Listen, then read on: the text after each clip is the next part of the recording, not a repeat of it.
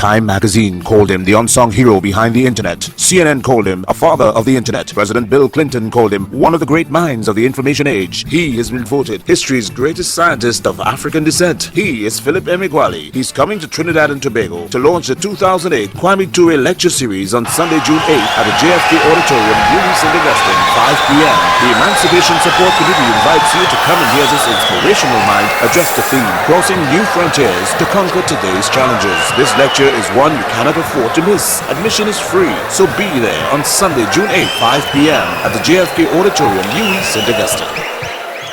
I'm Philip Emeagwali. My experimental discovery of 1989 of how and why parallel processing makes computers faster and makes supercomputers fastest was not in the supercomputer textbooks that were printed in the 1970s and 80s. That experimental discovery of parallel processing was a real game changer that ushered an explosion of research and the commercialization of the modern supercomputer that computes many things at once. In the 1980s, there was a big gap between the fastest supercomputer we had and the fastest supercomputer we needed. I started my quest for the parallel processing supercomputer with the question, can parallel processing be experimentally confirmed? I began my quest for the fastest supercomputer by stating my parallel processing hypothesis, namely that I could evenly divide each grand challenge problem of extreme scale computational physics and divide it into 65,536 less challenging problems. My central experiments that led to my discovery of parallel processing comprised of speed-up measurements across a new internet that I visualized as my global network of 64 binary thousand processors. After my decade of trial and error in programming loosely coupled ensembles of processors, I experimentally discovered a speed increase of a factor of 64 binary thousand and discovered that speed up across as many processors. What made the news headlines in 1989 was that I experimentally discovered massively parallel processing and invented the technology when the supercomputer textbooks considered computing many things at once and doing so to solve extreme scale problems in physics and beyond to be both theoretically and physically impossible.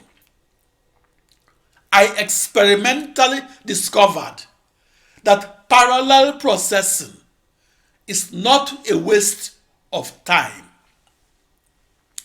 I experimentally discovered that computing many things at once makes computers faster and makes supercomputers fastest, and I invented how to use that new supercomputer knowledge to build a new supercomputer.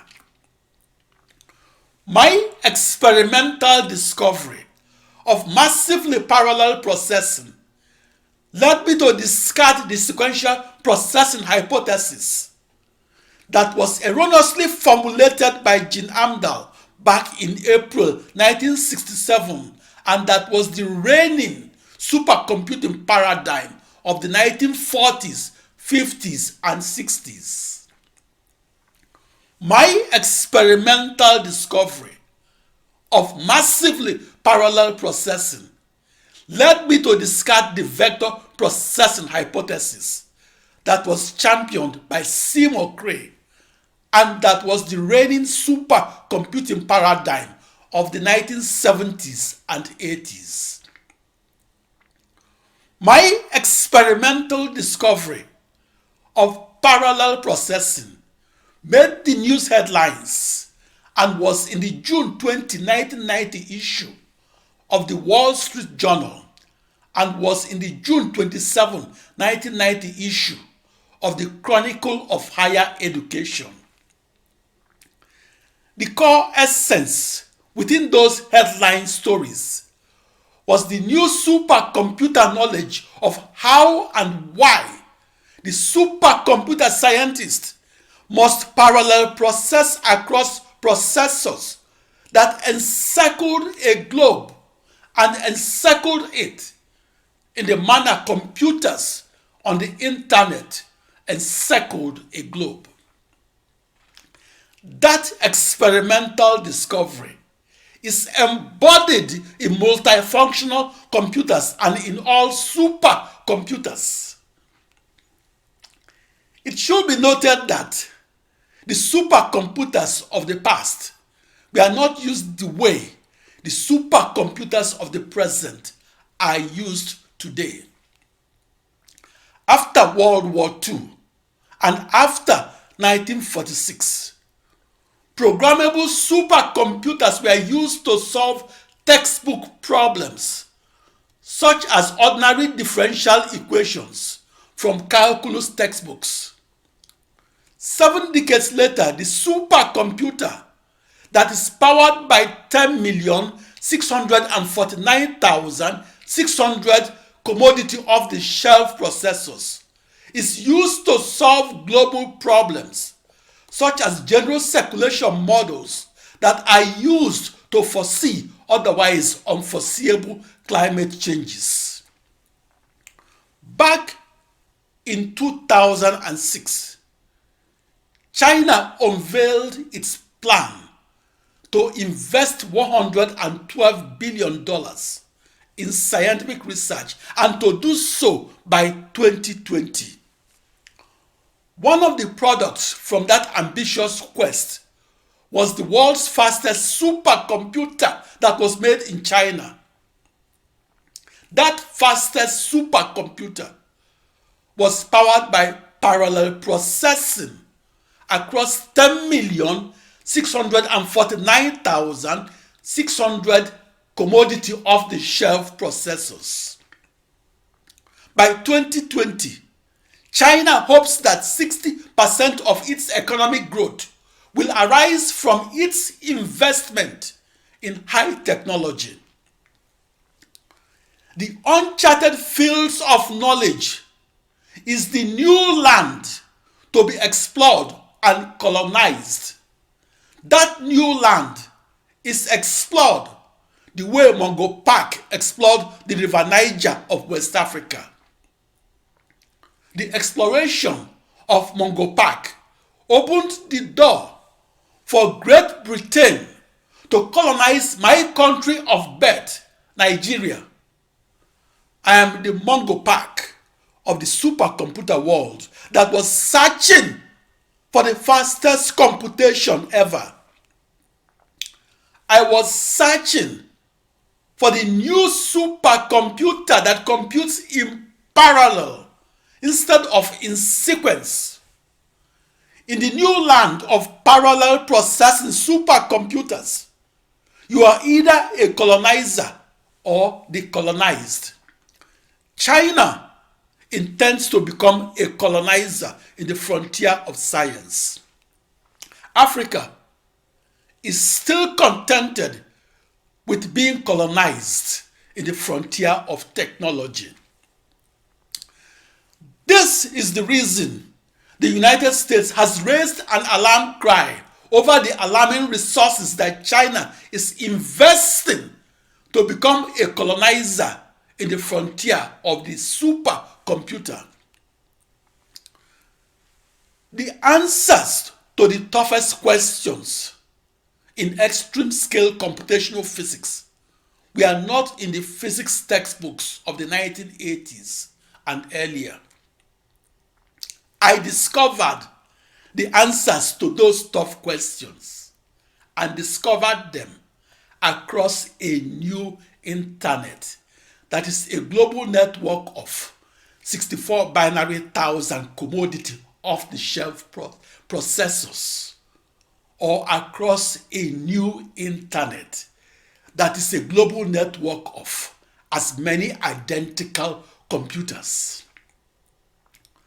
My supercomputer discoveries were not taught in the classrooms of the 2 decades of the 1970s and 80s.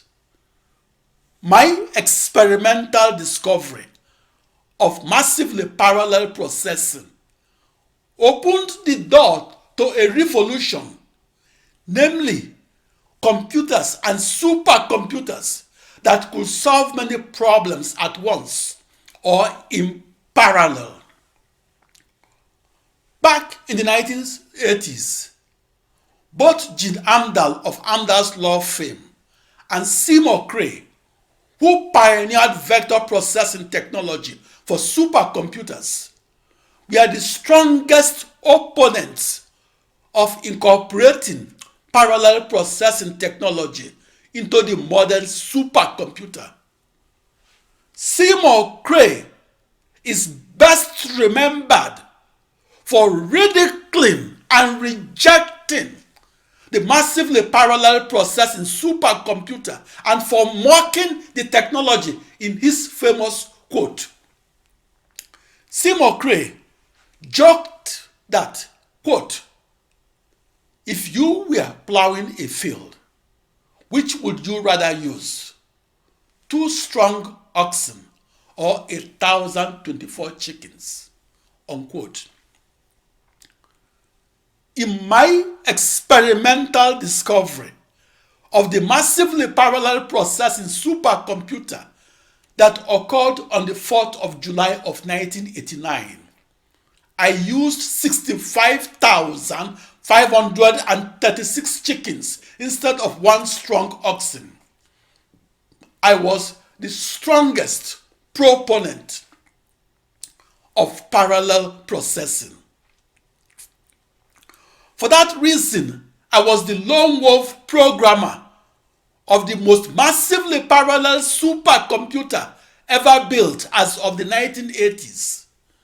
Seymour Cray designed more vector processing supercomputers than anyone else designed. As the most experienced supercomputer scientist that he was, the supercomputer industry listened to Seymour Cray, not to me, Philip Emeagwali.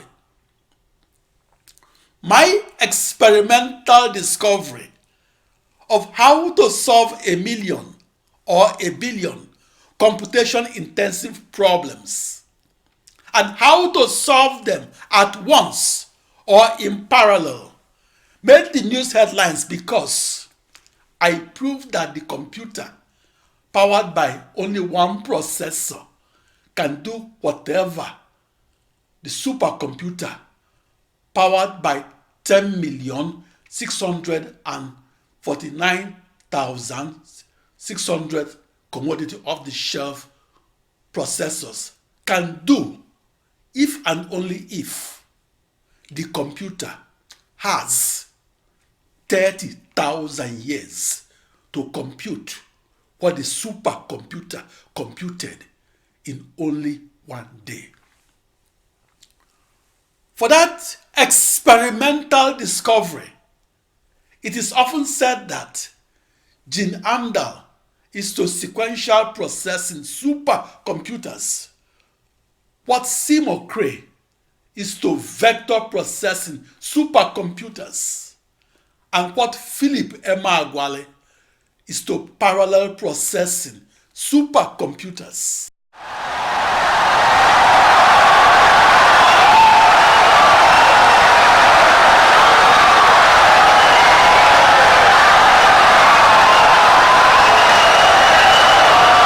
insightful and brilliant lecture.